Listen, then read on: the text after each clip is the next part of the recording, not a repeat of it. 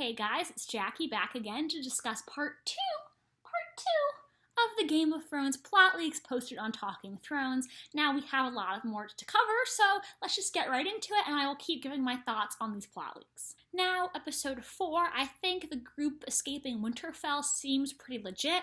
I also love the little scene that we've seen between Arya, Brienne, and the Hound. I think that just sounds exactly like something the Hound would say. I laughed out loud. And there's this whole thing about Bran having a vision about Little Sam, which I never would have seen coming. If this actually happens, it would be a mind-blowing plot twist.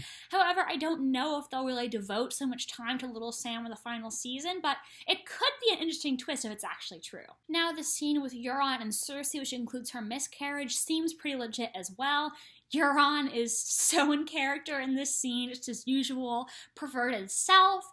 However, in the plot leaks from last year, the only scene that was in those plot leaks that didn't come true was Cersei waking up alone in a bed of blood, and this does not match that.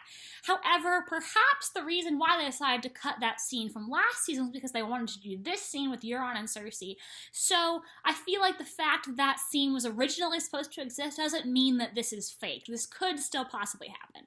I also really like this twist about Varys and the Golden Company. I definitely think the Golden Company has to switch their allegiance to Daenerys next season. I think that's something that's definitely going to happen. And I think it could be interesting to see that Varys was, again, pulling some strings behind the scenes this entire time. I was expecting Jon to have a bigger reaction to the truth about his parentage.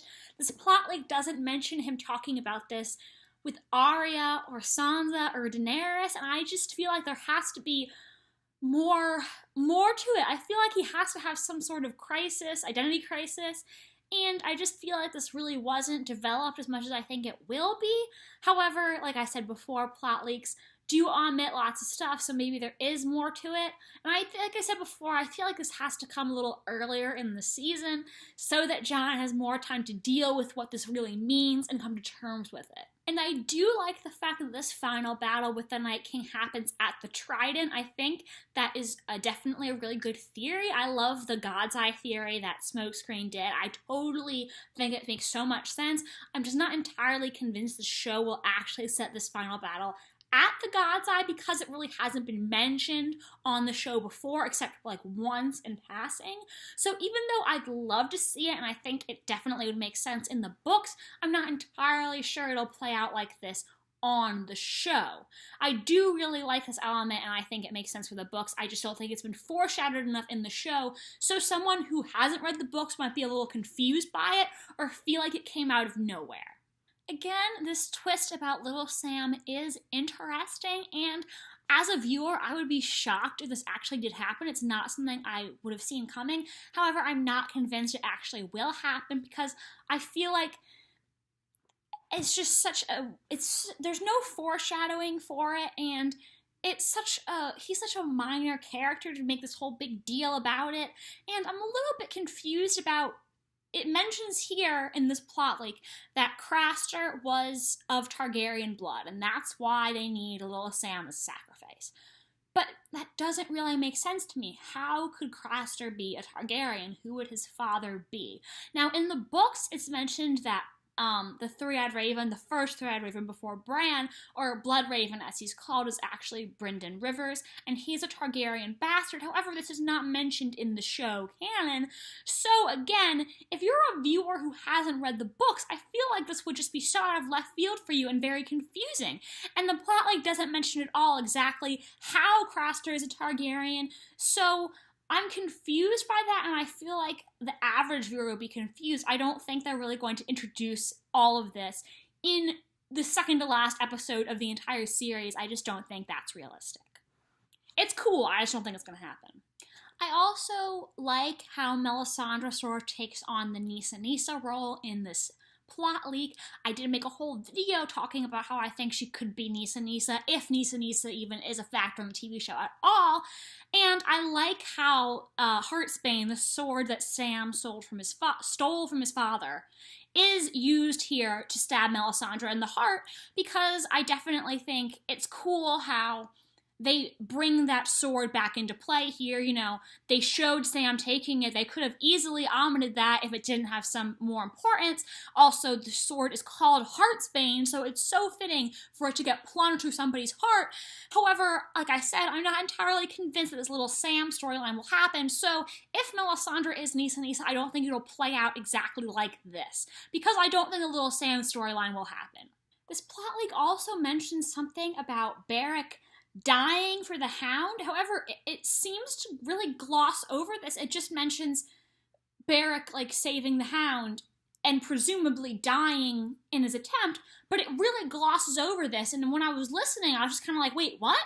What's, like, you just seem to go through that way too quickly in this plot. Like, I feel like that needs to be a bigger thing. I definitely think Beric could die saving the Hound. I discussed this in my Season 8 death predictions video because Beric is already dead in the books, and I feel like his death in the show needs to sort of have something to do with his last kiss power, which is in the books but not mentioned so far on the show. And I think the Hound is a very likely recipient, especially since we've recently been seeing Beric and Thoros, how they took the Hound under their wing and had him look into the flames. So I think it would make sense for Beric to decide to sacrifice himself for the Hound. I was just bothered by the fact that the plot didn't spend any time on this at all. It's just thrown out there in one sentence and my head was spinning. I was like, wait, what? Did Beric just die? I am so confused. Frankly, I think this plot leak is missing out on a lot more death. So basically, the only two casualties of this battle that I can remember. You're eating my notebook? Why are you doing that? Stop. This isn't kitten food. You're gonna hurt your teeth. This is a metal ring. So what was I saying before I had to stop my cat from eating something she shouldn't be eating? Oh yeah, more death. You're doing it again. Stop. So anyway, I feel like more people have to die in this final battle. I mean, this is Game of Thrones we're talking about, and this plot leak only mentions Melisandre and Beric dying, and I feel like it has to be a lot more people than that. There have to be more casualties here, because so much of the main cast is making it out alive in this plot leak, and I just don't think that's believable. We're getting a bittersweet ending, and this one just feels too good to be true. I think more people have to die in order to defeat the Night King. I don't think so many of them can walk away well and unscathed. I don't think there's any chance that this many characters are going to live. I think the show is going to rip our hearts out more times than this.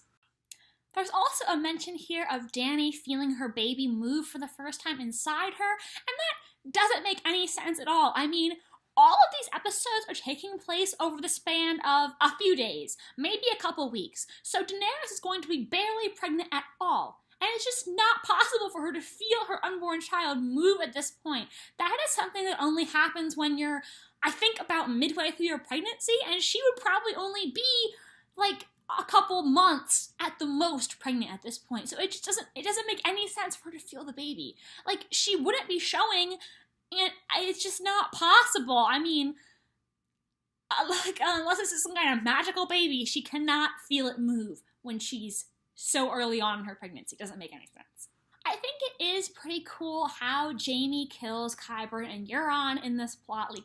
However, I really, really want to see Theon kill Euron because it would just be so much more satisfying for me, because if there's anyone who deserves to kill Euron, it's Theon, okay? This man killed his father, and in this plot, like, cut out his sister's tongue. So, if anyone deserves the right to kill Euron, it is Theon. And I think this is something that Theon needs to do in Season 8 to get his redemption. And I also think that Theon might possibly die in the process of killing Euron. And again, that would go to his redemption.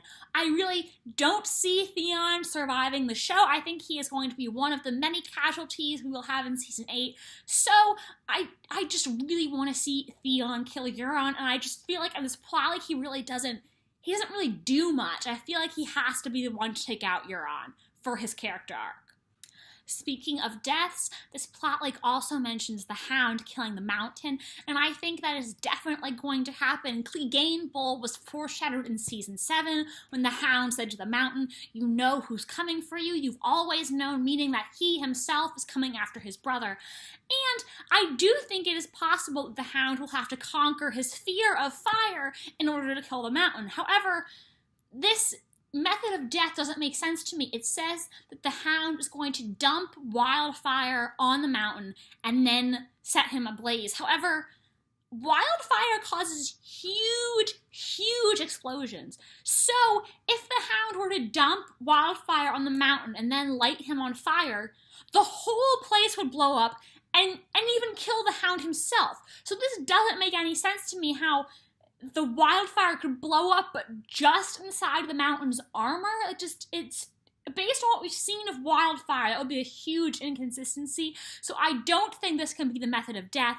But I would love to see the hound use fire to kill the mountain, because it would show personal growth on his part and show that he is no longer afraid of fire, and he has risen above what the mountain did to him as a child.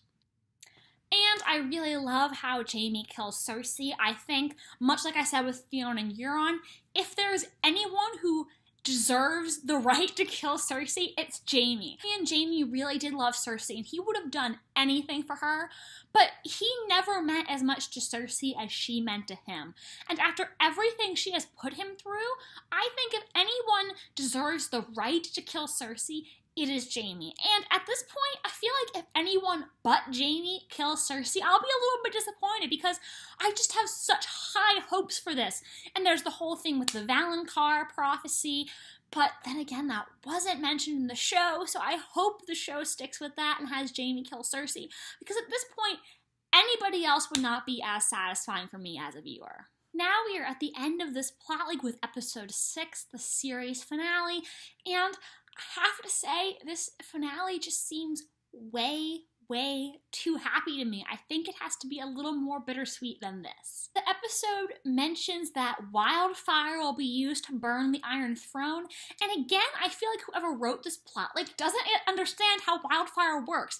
If you light the Iron Throne up with Wildfire, it'll blow the whole Red Keep up. It won't just blow up the Iron Throne.